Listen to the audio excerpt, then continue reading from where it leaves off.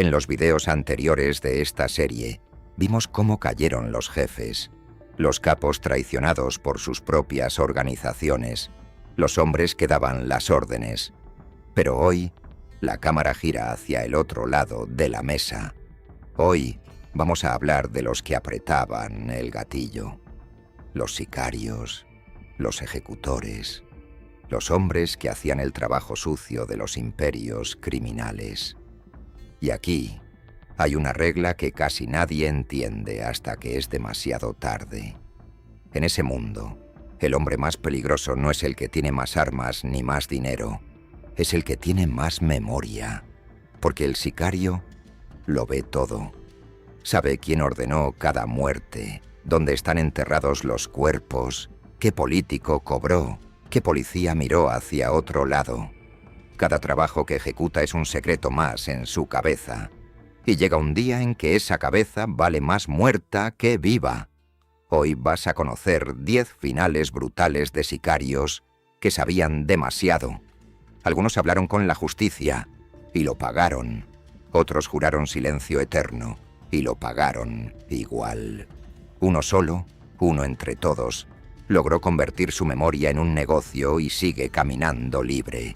Y otro desapareció del sistema penitenciario más vigilado del mundo durante meses, sin que ni un presidente pudiera obtener respuestas.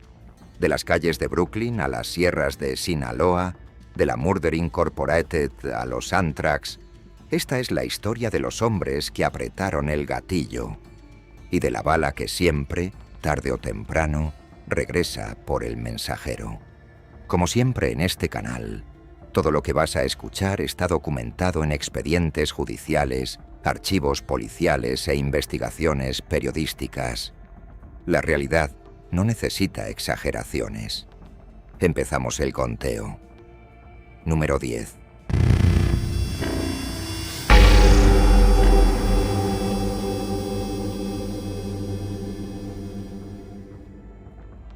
Nueva York, enero de 1979. Un hombre de 32 años se arregla frente al espejo como si fuera el día de su boda. En cierto modo, lo es.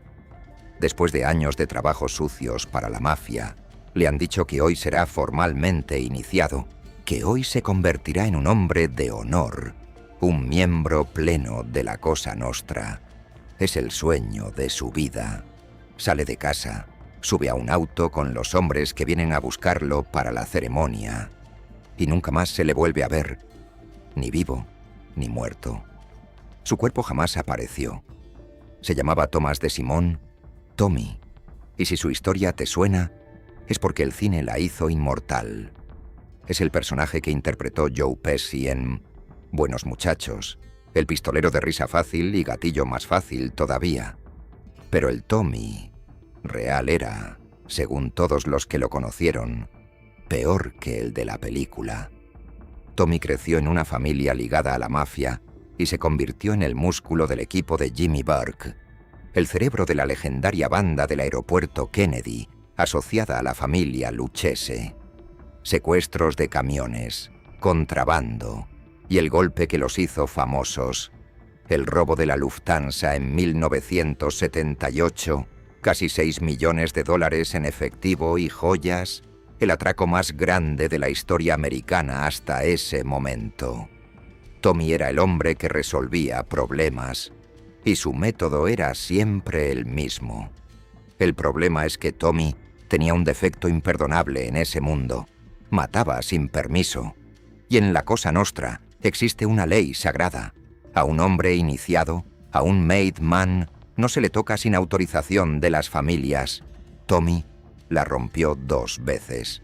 La más grave, William Billy Batts Bent Vena, un hombre de honor de la familia Gambino que acababa de salir de prisión. Una humillación en un bar, una golpiza brutal, un cuerpo en el maletero. Tommy y sus socios lo enterraron pensando que el secreto moriría con ellos. Pero en ese mundo, los secretos no mueren, cotizan. Y el secreto de quién mató a Billy Batts valía exactamente una vida. Durante años, los Gambino investigaron. y cuando finalmente confirmaron el nombre, no enviaron sicarios a cazarlo por las calles. Hicieron algo mucho más elegante y mucho más cruel. Le regalaron su sueño. Le hicieron llegar la noticia de que sería iniciado. Tommy, que llevaba toda la vida esperando ese momento, subió al auto voluntariamente, sonriendo, vestido para su propia ejecución. La ceremonia era una trampa. El hombre que sabía demasiado sobre la muerte de Billy Batts fue borrado del mapa con la misma limpieza con la que él borraba a sus víctimas. Su cuerpo nunca se encontró. No hay tumba, no hay expediente de homicidio resuelto, no hay final oficial. Solo una silla vacía en la mesa de Jimmy Burke y una lección que la mafia repetiría durante décadas. Al que rompe las reglas no se le persigue, se le invita. Y si el caso de Tommy demuestra que la mafia castiga a los que matan sin permiso, el siguiente nombre de la lista demuestra algo peor, lo que le hace a los que hablan. Número 9.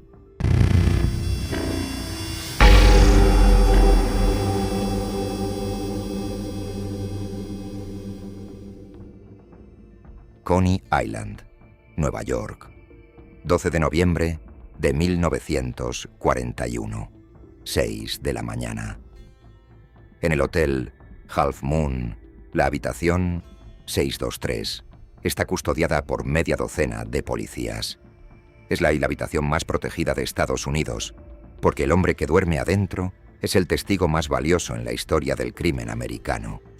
A las 7, alguien mira por la ventana del piso 6 y ve un cuerpo destrozado sobre el techo de una extensión del hotel.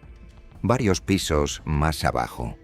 El testigo más protegido de América está muerto, y los 6 policías que debían cuidarlo juran que no vieron nada. El muerto se llamaba Abe Reles, alias Kid Twist, y para entender por qué su caída de esa ventana cambió la historia de la mafia, hay que entender quién era. Reles fue la estrella de la organización más siniestra del crimen americano, Murder Incorporated, el escuadrón de sicarios profesionales que las familias de la Cosa Nostra y el sindicato judío usaban para las ejecuciones por contrato. Asesinos a sueldo, literalmente. Cobraban salario, bonos por trabajo y tenían jefes, como cualquier empresa. Reles era su mejor empleado. Se le atribuyen decenas de ejecuciones con su arma favorita, un picahielos y una memoria fotográfica que registraba cada detalle de cada contrato. Esa memoria fue su capital. Y en 1940, cuando la Fiscalía de Brooklyn lo acorraló por varios homicidios que garantizaban la silla eléctrica, Reles hizo el cálculo del siglo. Cambió su memoria por su vida. Empezó a hablar y no habló. Cantó óperas completas. Sus declaraciones reconstruyeron decenas de asesinatos sin resolver, revelaron la existencia misma de Murder Incorporated ante un público que no podía creerlo, y enviaron a la silla eléctrica a varios de sus antiguos compañeros, incluyendo al hombre más poderoso que jamás haya sido ejecutado por el Estado americano, Louis Lepke Buchalter, el jefe del sindicato del crimen. Reles era, en palabras de la prensa de la época, el canario perfecto. Y le quedaba una sola función, la más grande de todas: testificar contra Albert Anastasia, el llamado Gran Verdugo, uno de los fundadores de Murder Incorporated y futuro jefe de la familia Gambino. Con el testimonio de Reles, Anastasia estaba acabado. Sin Reles, no había caso. Por eso aquella mañana de noviembre, con el juicio acercándose, el canario apareció estrellado contra el techo de Coney Island. La versión oficial fue tan absurda que se volvió chiste, que Reles intentó escapar descolgándose con sábanas anudadas desde un 6º piso, custodiado por 6 policías, y las sábanas se soltaron. Nadie lo creyó entonces y nadie lo cree hoy. Décadas después, informes y testimonios apuntaron a lo evidente. Hubo dinero de la mafia repartido entre los custodios y al testigo lo ayudaron a volar. El caso contra Anastasia murió esa mañana sobre el techo del Half Moon. El gran verdugo siguió libre 16 años más, hasta que su propia gente lo ejecutó en la silla de una barbería, pero esa historia ya la contamos en otro video de esta serie. A Aberreles, la prensa le escribió el epitafio perfecto, y con él se quedó para siempre. El canario que podía cantar, pero no sabía volar. Su muerte fundó una doctrina que el crimen organizado aplicaría durante el siguiente medio siglo.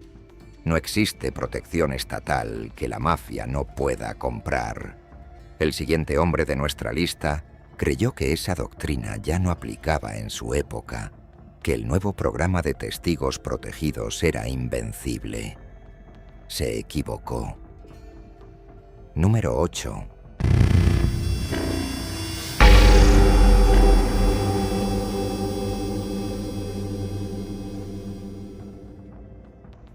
San Francisco, California. 11 de febrero de 1976. Un hombre corpulento sale de un departamento y camina hacia su auto. Vive bajo un nombre falso, en una ciudad donde nadie lo conoce, al otro lado del país de sus enemigos. Es, en teoría, un fantasma. Una camioneta se detiene a su lado, la puerta lateral se abre y una escopeta hace el resto. El fantasma queda tendido en la acera. La mafia de Nueva Inglaterra acaba de demostrar que el Programa Federal de Protección de Testigos tiene un defecto de fábrica. Los testigos. El muerto era Joseph Barboza, alias El Animal, y el apodo no era marketing. Barboza fue el sicario más temido de la mafia de Nueva Inglaterra en los años 60, un exboxeador de origen portugués con más de 20 homicidios atribuidos y una violencia tan desatada que los propios jefes de la organización patriarca le tenían miedo. Y ahí estaba el detalle. Le tenían miedo, pero nunca lo iban a iniciar. Barboza no era italiano, y en la Cosa Nostra la sangre manda. Podía matar para ellos, pero jamás sería uno de ellos. Ese techo de cristal terminaría costándoles carísimo. En 1966, la organización decidió que El Animal se había vuelto un problema. Demasiado violento, demasiado visible, demasiado incontrolable. Cuando cayó preso, la familia no solo se negó a pagar su fianza, fue asesinando uno por uno a los amigos que juntaban el dinero para liberarlo. El mensaje era claro, y Barboza, desde su celda, hizo la lectura correcta. Si su propia organización lo quería muerto, su memoria era lo único que le quedaba para negociar. Habló, y su testimonio hizo historia. Fue una de las piezas centrales de la condena contra Raymond Patriarca, el jefe supremo de Nueva Inglaterra, y contra la cúpula de su organización. A cambio, el gobierno americano estrenó con él su juguete nuevo. Barboza se convirtió en uno de los primeros hombres del recién creado Programa Federal de Protección de Testigos. Nueva identidad, nueva vida, otra costa. El Estado le prometió que sería intocable. Había dos problemas. El primero, parte de su testimonio era mentira. Décadas más tarde se comprobaría que Barboza, protegido por agentes corruptos del FBI, envió a prisión a 4 hombres inocentes por un homicidio que ellos no cometieron.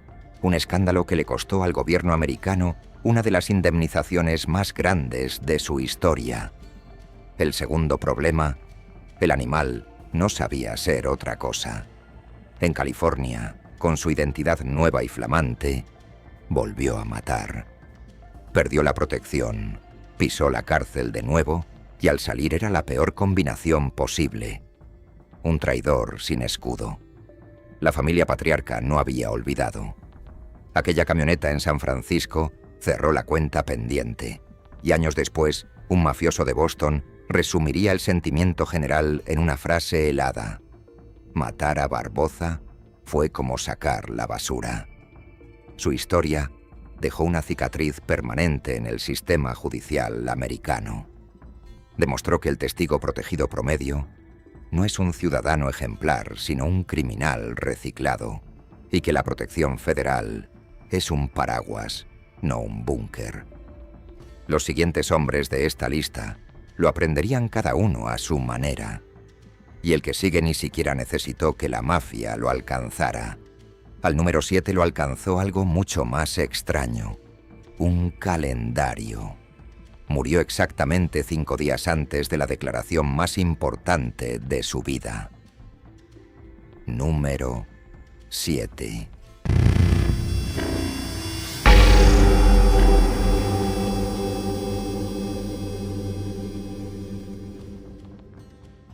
Trenton, Nueva Jersey, 5 de marzo de 2006. En el ala de seguridad de un hospital estatal muere un preso de 70 años. Insuficiencia cardíaca, dice el parte médico. Rutina, diría cualquiera. Era un hombre viejo, enfermo y condenado a pasar el resto de su vida en prisión, excepto por un detalle de agenda. 5 días después, ese hombre debía rendir la declaración que la fiscalía llevaba años esperando. El testimonio que señalaba a Samuel Toro Gravano, el ex subjefe de la familia Gambino, como el hombre que ordenó el asesinato de un policía. El testigo murió. El caso murió con él. Y las preguntas siguen vivas 20 años después. El muerto era Richard Kuklinski, y el mundo lo conocía por otro nombre, el hombre de hielo. El apodo no venía de su temperamento, aunque también aplicaba. Venía de su técnica. Kuklinski congelaba los cadáveres de algunas de sus víctimas durante meses antes de deshacerse de ellos, para que los forenses no pudieran establecer la fecha de la muerte. Un detalle de artesano. La policía lo descubrió cuando uno de los cuerpos apareció con cristales de hielo en el corazón, en pleno verano. Kuklinski fue durante décadas la pesadilla perfecta. Un padre de familia de los suburbios de Nueva Jersey, esposo atento, vecino amable, que salía cada mañana a trabajar. Su trabajo era matar.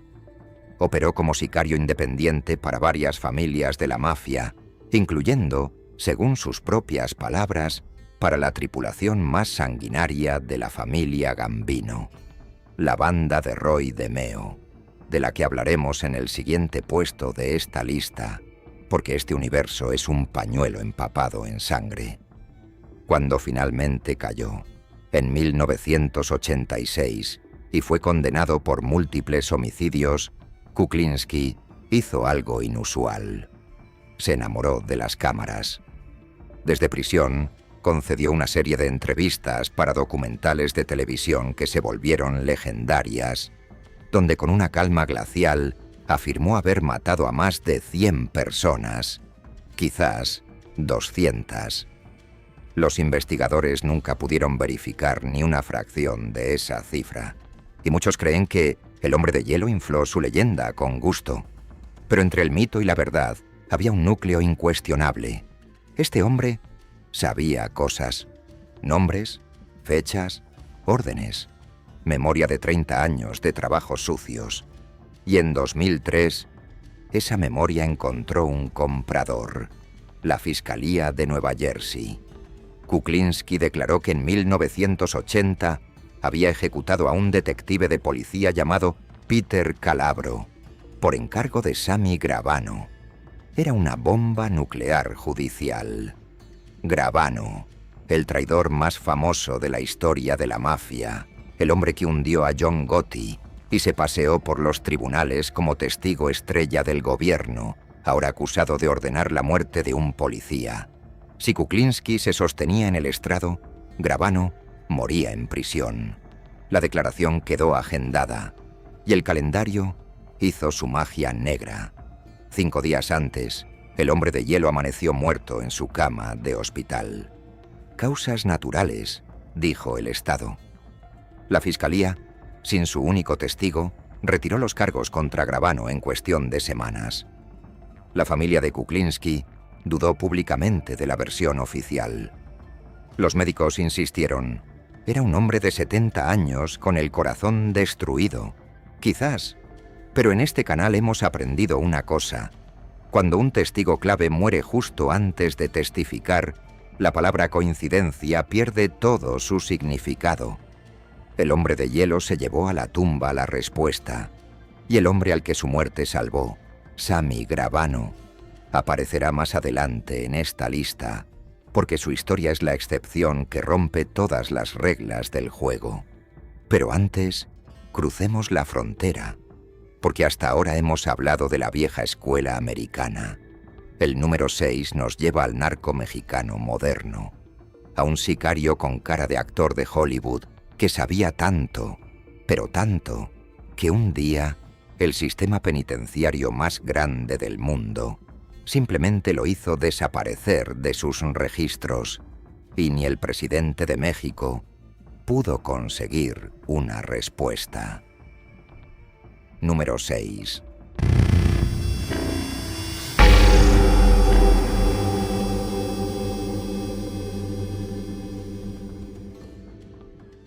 Ciudad de México, 30 de noviembre de 2022.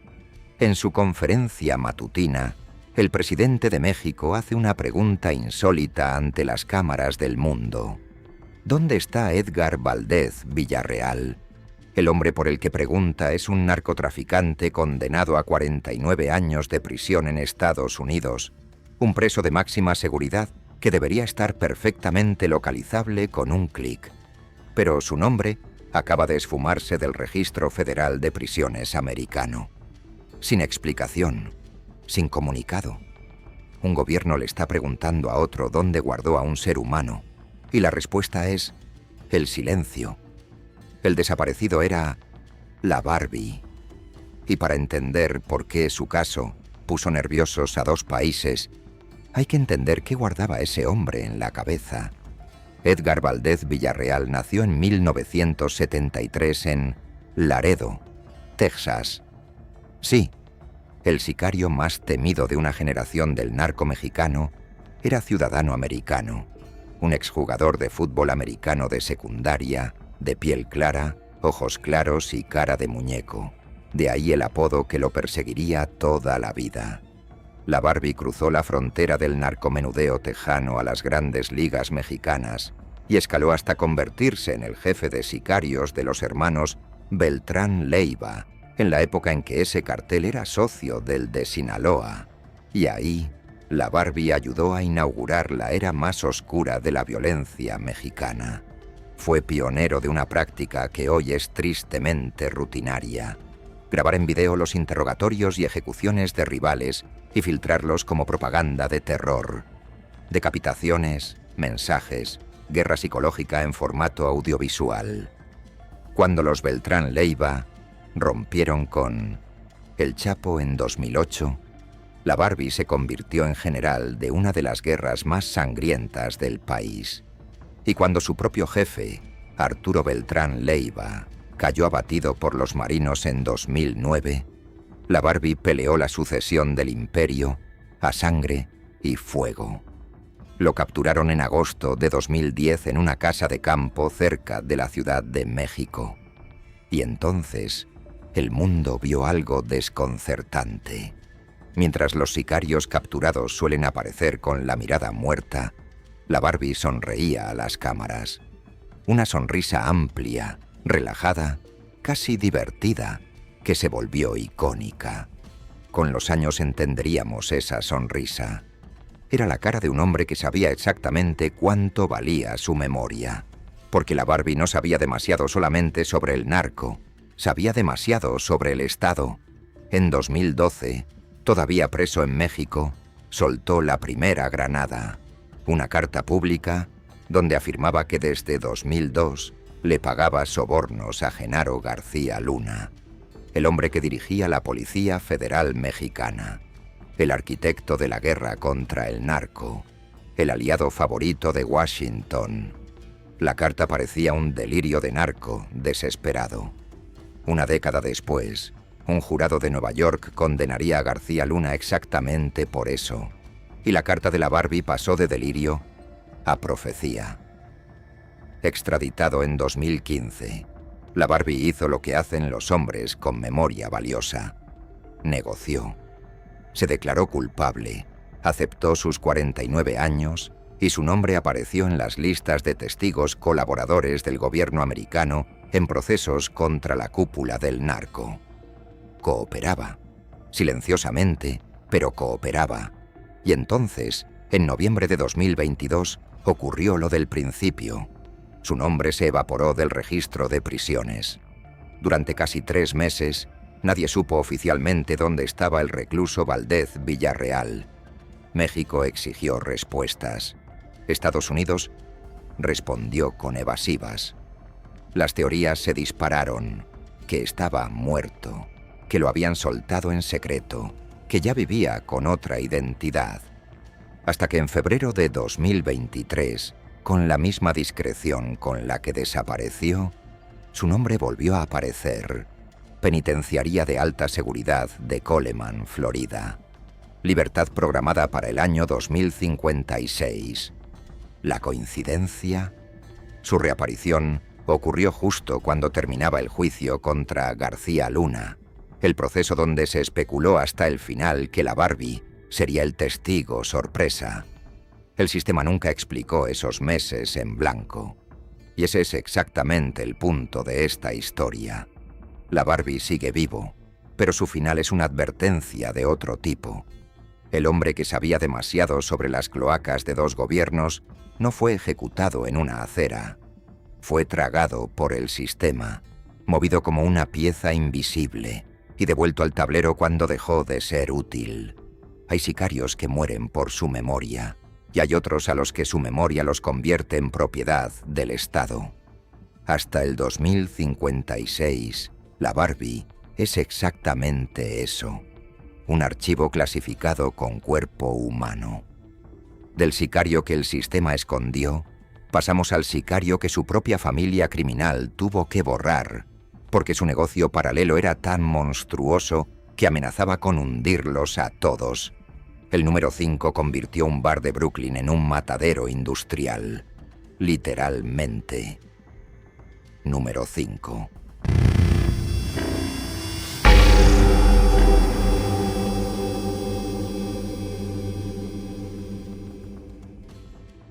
Brooklyn, Nueva York. Enero de 1983. En un estacionamiento cubierto de nieve, la policía se acerca un Cadillac abandonado que los vecinos llevan días reportando. Abren el maletero. Adentro, congelado, con varios disparos en la cabeza y un candelabro sobre el cuerpo, está uno de los hombres más letales que la mafia americana haya producido jamás. La ironía es tan gruesa que hasta los detectives la comentan.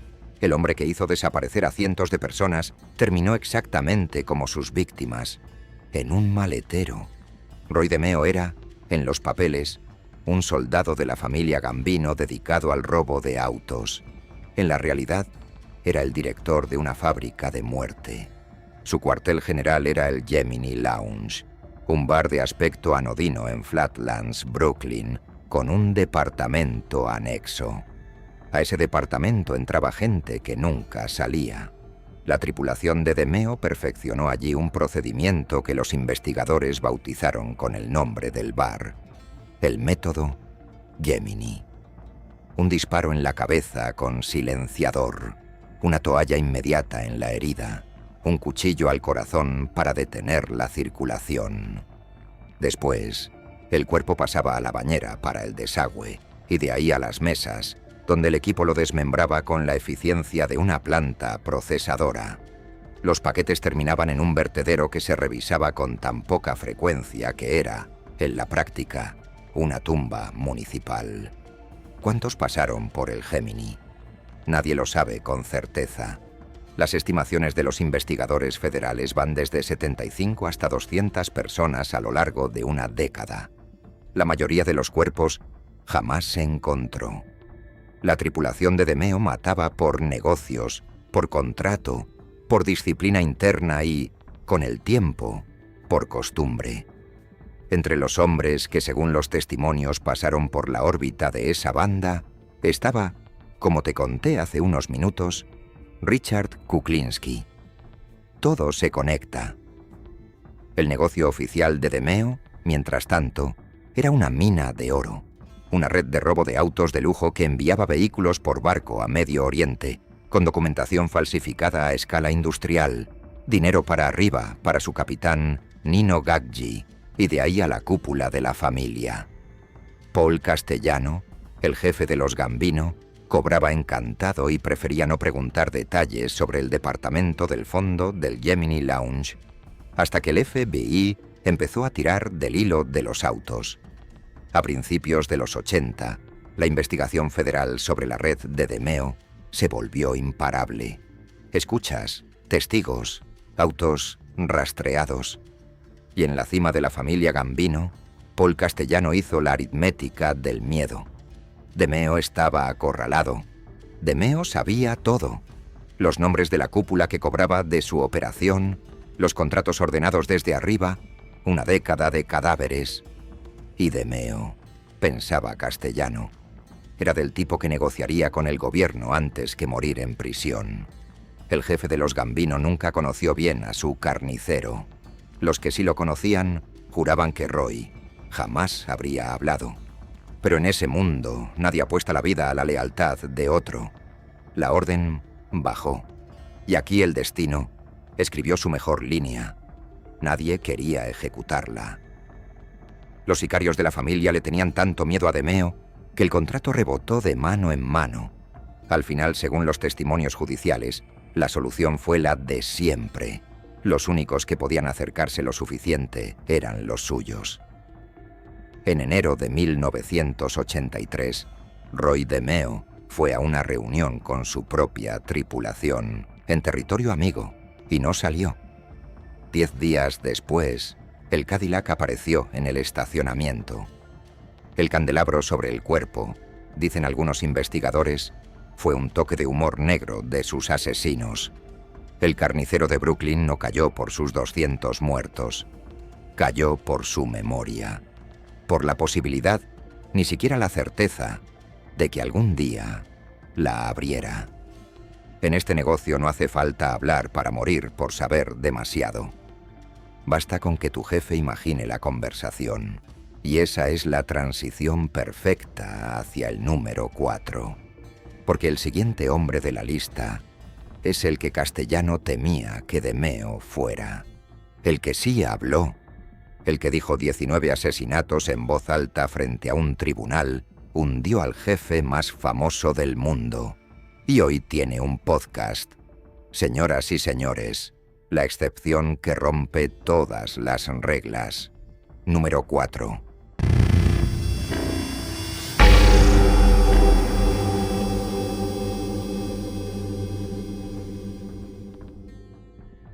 Corte Federal de Brooklyn, marzo de 1992. Un hombre de baja estatura y mirada de acero sube al estrado de los testigos. En la mesa de los acusados, John Gotti, el Don Teflón, el jefe de la familia Gambino, el mafioso más famoso del planeta, lo mira fijo intentando quemarlo con los ojos. El testigo sostiene la mirada y empieza a hablar. Durante 9 días, con una calma quirúrgica, desmonta pieza por pieza el imperio de su jefe. Cuando termina, el teflón se ha derretido. Gotti recibe cadena perpetua y morirá en prisión. El testigo se llama Salvatore Gravano. El mundo lo conoce como Sammy el Toro. Todos los hombres de esta lista murieron o desaparecieron por lo que sabían. Sammy Gravano es el único que entendió, antes que nadie, que la memoria no era su sentencia, era su capital. Y lo administró como un banquero. Repasemos quién era, porque con los años el personaje mediático ha tapado al sicario. Gravano fue también el subjefe de la familia Gambino y confesó 19 asesinatos. 19. Entre sus víctimas, amigos de infancia, socios, su propio cuñado. Fue pieza central en la conspiración que ejecutó a Paul Castellano frente al restaurante Sparks en 1985, el golpe que coronó a Gotti. Sammy no era un testigo que pasaba por ahí. Era el corazón operativo de la familia, y precisamente por eso, su traición fue nuclear. Cuando el FBI le hizo escuchar las cintas donde Gotti hablaba mal de él a sus espaldas, culpándolo de los crímenes de ambos, Gravano hizo el cálculo de Reles, el de Barboza, el de todos. Mi memoria vale más que mi lealtad. Pero a diferencia de ellos, Sammy negoció como un director financiero. Su acuerdo con el gobierno es probablemente el mejor contrato de la historia criminal americana. 19 homicidios confesados a cambio de 5 años de prisión. 5. Menos de 4 meses por muerto. Salió en 1994. Entró al programa de protección de testigos. Le dieron una identidad nueva en Arizona. Y aquí viene el giro que lo separa de todos los demás. Sammy renunció a la protección voluntariamente. Salió del programa, publicó un libro autobiográfico que fue éxito de ventas, dio entrevistas con su cara descubierta. El hombre con la sentencia de muerte más grande de la mafia americana decidió vivir a plena luz. ¿Locura? No. Lectura de mercado. Gravano entendió que su fama era su chaleco antibalas. Matar al traidor más famoso del mundo traería un huracán federal sobre cualquier familia que lo intentara. Su visibilidad era su seguro de vida. No todo fue genialidad. En 2000, la policía de Arizona lo capturó dirigiendo una red de tráfico de éxtasis junto a su propio hijo. Una recaída tan innecesaria que hasta sus admiradores se avergonzaron. Le costó casi 20 años de condena, de los que cumplió la mayor parte. Y mientras estaba adentro, ocurrió lo del hombre de hielo. Kuklinski lo acusó de haber ordenado el asesinato del detective Calabro y murió 5 días antes de declarar. El caso se desvaneció. La suerte, o algo que se le parece mucho, volvió a ponerse del lado del toro. Salió de prisión en 2017, ya mayor, y en lugar de esconderse, hizo lo impensable. Se convirtió en creador de contenido. Abrió un podcast donde cuenta, con todo detalle y ante millones de reproducciones, los mismos crímenes por los que otros hombres de esta lista fueron ejecutados. Los 19 muertos, la ejecución de Castellano, los secretos de la Cosa Nostra, todo convertido en episodios, entrevistas y merchandising. El sicario que sabía demasiado transformó ese demasiado en un modelo de negocio. Hoy, Sammy Gravano camina libre por Estados Unidos. Es, contra toda lógica, el gran superviviente de esta lista. Pero antes de admirarlo demasiado, recuerda el precio invisible. Vive desde hace 30 años sabiendo que en algún lugar existe una regla no escrita con su nombre, esperando que la fama se apague. La memoria le dio dinero, fama y libertad. La factura sigue abierta. Y ahora sí, volvemos a Latinoamérica para el podio final. Porque los 3 primeros lugares de esta lista pertenecen a los sicarios de los 2 imperios más sangrientos del hemisferio, el cartel de Medellín y el cartel de Sinaloa. El número 3 nunca dijo una sola palabra, y su silencio le costó algo peor que la muerte. Número 3.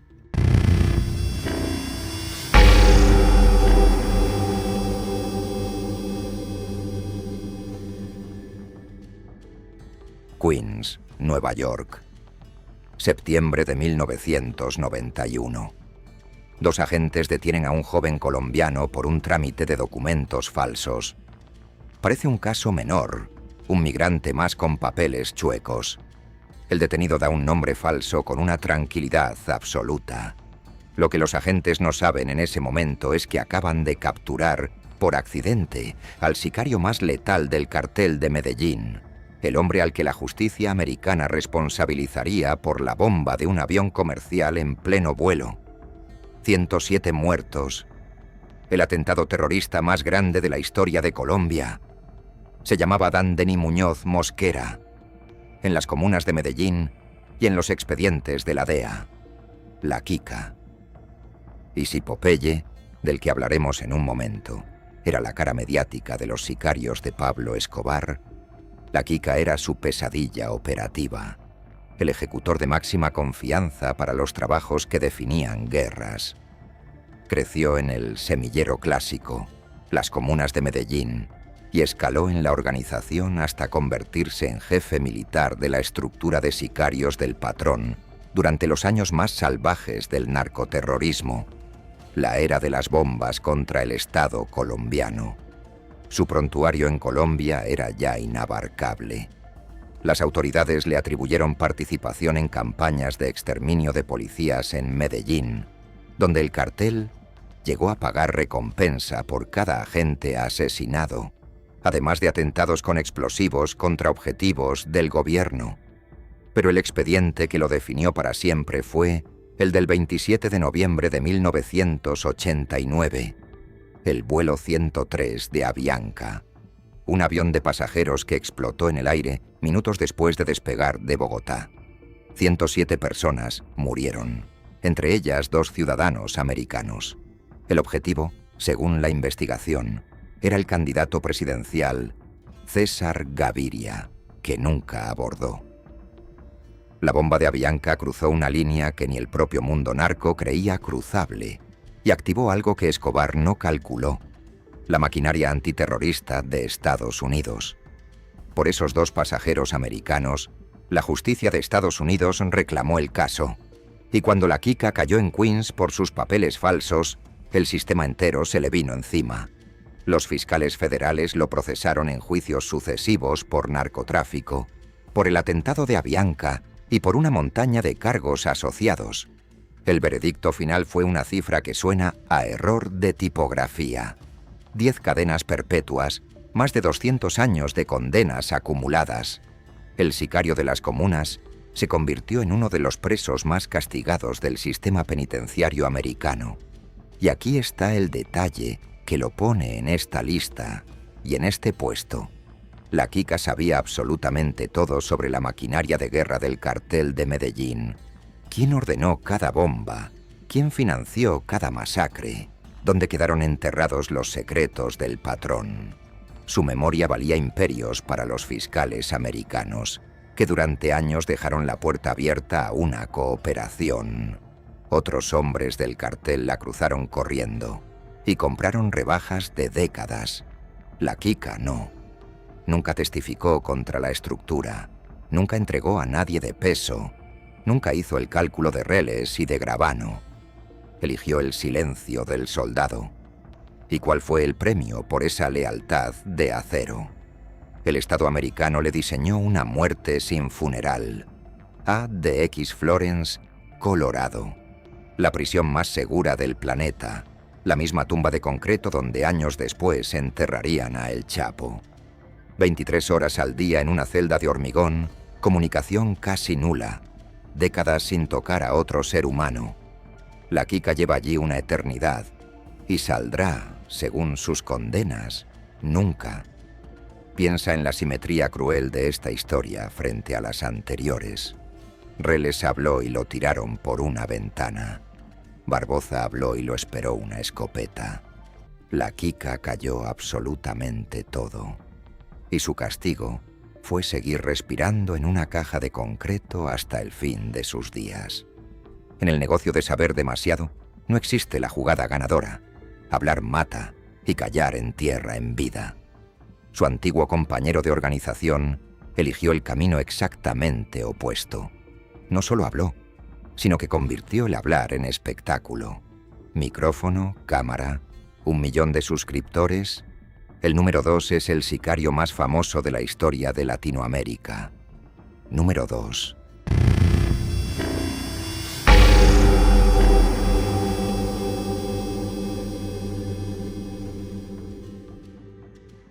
Bogotá, 6 de febrero de 2020. En un hospital de la capital colombiana, custodiado por guardias del IMPEC, muere de cáncer un hombre de 57 años. En cualquier otro caso, sería una nota al pie. Pero este preso tenía un canal de YouTube con más de 1 millón de suscriptores, entrevistas con medios de todo el planeta y una cifra que él mismo repetía con una sonrisa que helaba la sangre. 300 personas asesinadas con sus propias manos y unas 3000 muertes coordinadas como jefe de sicarios de Pablo Escobar. El hombre que convirtió la confesión en espectáculo murió como empezó, privado de libertad. John Jairo Velázquez. Vázquez, alias Popeye, es probablemente el sicario más famoso que ha producido Latinoamérica, y su historia es un espejo perfecto e incómodo de nuestra era digital. Fue el lugarteniente de confianza del patrón en los años de plomo del cartel de Medellín. Según sus propias confesiones, participó en la maquinaria de los magnicidios y atentados que marcaron a Colombia, incluyendo el asesinato del candidato presidencial Luis Carlos Galán en 1989, el crimen que partió la historia del país en dos. Popeye conocía la estructura del terror desde adentro: las órdenes, los pagos, las rutas, los nombres. Cuando el cerco sobre Escobar se cerró en 1992, hizo su cálculo. Se entregó a la justicia colombiana y empezó a colaborar, confesando crímenes y señalando estructuras, lo que le valió sobrevivir a la caída del cartel que devoró a casi todos sus colegas. Pagó 23 años en prisión. Y en 2014, cuando salió, el mundo descubrió algo inquietante. El sicario era carismático. Popeye entendió antes que casi nadie en el mundo criminal lo que Gravano entendería después en Estados Unidos: que en el siglo XXI la memoria de un asesino no solo se vende a los fiscales, se monetiza en plataformas. Abrió su canal, Popeye Arrepentido, y se convirtió en un fenómeno global. Recorridos por los escenarios de sus crímenes, historias del patrón, opiniones sobre la actualidad, colaboraciones con youtubers internacionales, 1 millón de suscriptores escuchando a un hombre que confesaba 300 asesinatos como quien narra anécdotas de oficina. Colombia vivió ese fenómeno con una mezcla de fascinación y náusea. Las víctimas del cartel veían al verdugo de sus familias convertido en celebridad, firmando autógrafos, posando para selfies. Popeye se defendía con su palabra favorita: arrepentido. Pero el arrepentimiento cotizaba en visualizaciones, y cada video era un recordatorio de que sus 3000 muertos no tenían canal de YouTube. La leyenda digital duró exactamente 4 años. En 2018, las autoridades colombianas lo capturaron de nuevo, esta vez por extorsión. El arrepentido seguía cobrando cuotas criminales en el mundo real mientras predicaba redención en el virtual. Volvió a la cárcel entre burlas y titulares. Y allí, en 2019, llegó el diagnóstico: cáncer de estómago, agresivo, terminal. El Estado lo trasladó a un hospital de Bogotá, siempre bajo custodia, y allí se apagó en febrero de 2020. Fíjate en la trayectoria completa, porque es única en esta lista. Popeye sobrevivió a Escobar, sobrevivió a los Pepes, sobrevivió a 23 años de prisión, sobrevivió a saber más secretos que casi nadie en la historia del narco colombiano. Al final, no lo mató ni una bala ni una traición. Lo mató su propio cuerpo, en una cama de hospital, con un grillete institucional de por medio. Murió famoso, murió viral y murió preso. Su memoria le dio 1 millón de suscriptores, pero nunca le alcanzó para comprar lo único que importaba: un solo día final en libertad. Y así llegamos a la cima de la lista. El número 1 es la síntesis perfecta de todo lo que has escuchado hoy. Cooperó como Gravano, era mediático como Popeye y creyó que podía volver a casa como si nada. Su final, hace apenas unos años, envió un mensaje que todavía retumba en cada celda del sistema penitenciario americano donde haya un narco pensando en hablar. Número 1.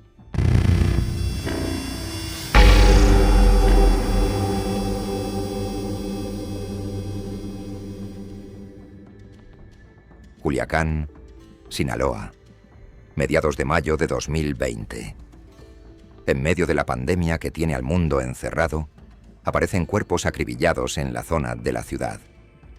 La escena, en Sinaloa, sería tristemente rutinaria. Si no fuera porque uno de los muertos es imposible. Ese hombre no debería estar en Culiacán. Ese hombre debería estar bajo supervisión de la justicia federal americana a 3.000 kilómetros en San Diego. Ese hombre era protegido, colaborador, intocable. Y sin embargo está ahí, ejecutado junto a un familiar, en la capital del imperio al que traicionó. El mensaje no necesita firma. José Rodrigo Arechiga Gamboa, el chino Anthrax, fue muchas cosas antes que un cadáver.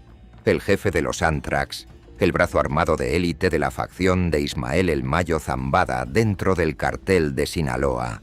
Y al mismo tiempo, el inventor de algo que cambió la cultura del narco para siempre. El sicario influencer. Porque el chino no se escondía. Al contrario, en los primeros años de Instagram, cuando los capos de la vieja escuela vivían enterrados en la sierra, el chino Anthrax subía fotos de su vida. Autos deportivos dorados, armas personalizadas con incrustaciones, fajos de billetes, fiestas con celebridades de la música regional, viajes en jet, animales exóticos. Cientos de miles de personas seguían la cuenta de un jefe de sicarios como quien sigue a una estrella de reality. El chino inauguró la estética narcodigital que hoy imitan miles. La buchona, los lujos etiquetados, la muerte con filtros. Los corridos lo celebraban por nombre. Era, literalmente, una marca. Y esa marca fue su primera perdición. Un hombre tan visible es un hombre rastreable. En diciembre de 2013, el chino cometió el error de los famosos. Viajar como famoso. Las autoridades holandesas lo capturaron en el aeropuerto de Ámsterdam, a donde llegó con documentos falsos pero con una cara que cualquier agente de la DEA reconocía de Instagram. Extraditado a Estados Unidos, el influencer de la muerte enfrentó la maquinaria federal en San Diego. Y entonces se hizo el cálculo que ya conoces de memoria a estas alturas del video. Cooperó.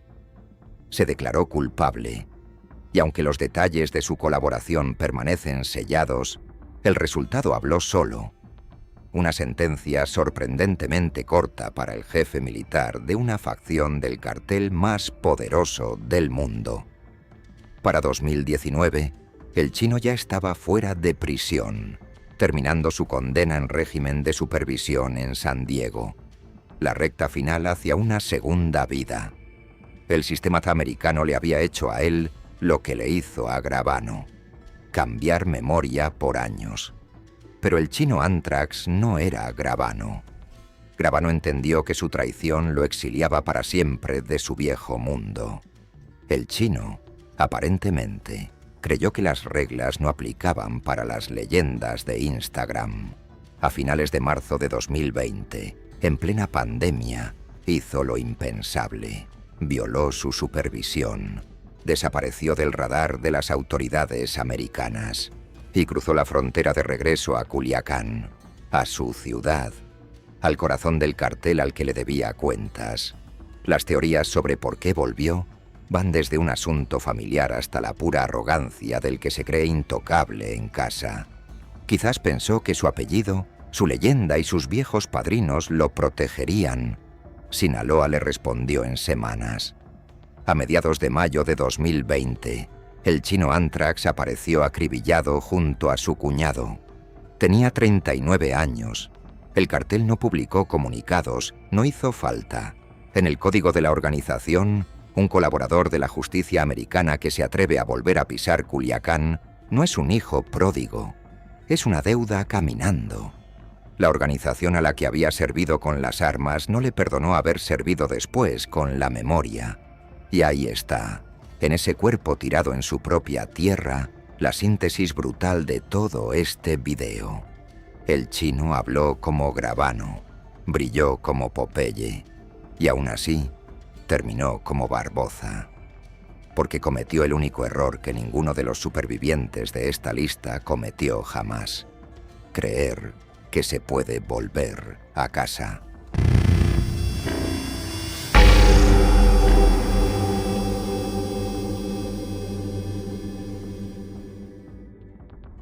Repasemos el patrón, porque después de 10 historias, el patrón es la historia. Los que hablaron, cayeron. A Reles lo tiraron por una ventana con 6 policías en la puerta. A Barboza lo esperó una escopeta pese al programa de testigos. Al chino Antrax lo ejecutaron en su propia ciudad por creer que la traición prescribe.